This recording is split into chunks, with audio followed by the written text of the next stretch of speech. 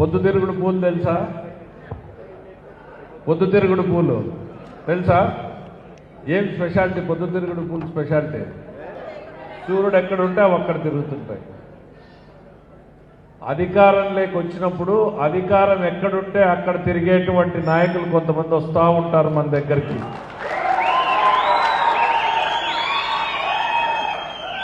రాజకీయ పొద్దుతిరుగుడు పూలు ఉంటాయి. చాలా జాగ్రత్తగా ఉండాలి. వేదిక మీద ఉన్న మేము కానీ, మండలాల్లో పల్లెల్లో ఉన్న మీరు కానీ చాలా జాగ్రత్తగా ఉండాలి ఈ రాజకీయ పొద్దుతిరుగుడు పూల పట్ల.